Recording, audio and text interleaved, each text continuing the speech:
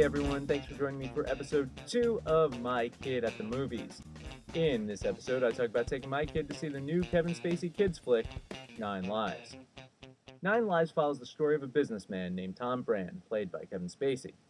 Brand runs a company called Firebrand that is slated to open the biggest building in the United States. The project proves to be a pure ego stroke for Brand as he ignores both his family and the more profitable aspects of his business to ensure his building is the biggest and the best. After a freak accident transfers Brand's consciousness into the new family cat, Brand must learn to love spending time with his family in order to avoid spending the rest of his life as the cat. I must admit, when I saw the commercial for this film, my first reaction was, well, Kevin Spacey is cashing a paycheck. And you know what? He is cashing a paycheck here. Kaiser Soze, the killer from Seven, and Francis Underwood is playing a talking cat. But you know what? He's actually pretty good. This isn't Robert De Niro or Morgan Freeman cashing in a paycheck here. This is actually an actor having some fun and giving a damn about playing a talking cat. And the movie itself was surprisingly good. I was worried about if Annie would like it or not. She hasn't really sat through anything that's live action before. And some of the film's themes are a bit deeper than a 3.5-year-old should really care about. But did I mention there was a talking cat? That alone held her interest. And despite the fact that it wasn't just a string of silly cat mischievousness, and the writers and the filmmaker really tried to make a coherent story, there was just enough wacky cat situations to make Annie scream out things like, "The cat is pooping in the purse."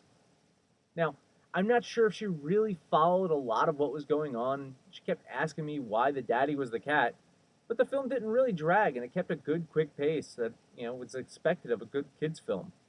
She started to lose interest with about 15 minutes left in the film, but I told her it was almost over, and she powered through it to the end. And while she did ask about the colors of her M&Ms again, I sat close enough to the screen that there was enough light for her to see most of the colors herself. The film's plot was quite predictable, and it's a story we've seen many times before. But it still worked. It had heart to it, and no actor phoned it in. Cheryl Hines from Curb Your Enthusiasm fame played a great ex-wife to Spacey's character. Jennifer Gardner was serviceable as the younger model of wife.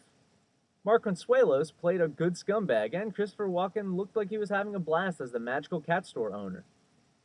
The film talks a good deal about death, which might be a topic many parents want to avoid having with their kids after seeing a movie.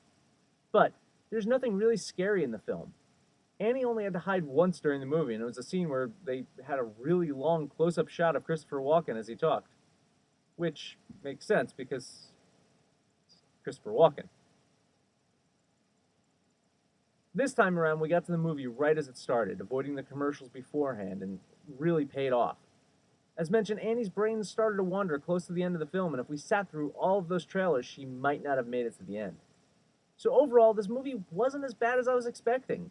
And Annie said she liked it a lot. I don't actually recommend a parent to bring a kid under 5 to go see it because there's no guarantee your kid will be interested until the very end. And while I doubt it will go down as a family film classic, I do think it's much better than the negative reviews have been saying. That wraps up the second episode of My Kid at the Movies. Please make sure to like this video, comment below, and subscribe to this channel. In the next episode, I'll talk about the new Illumination Entertainment animated film, The Secret Life of Pets. See you then.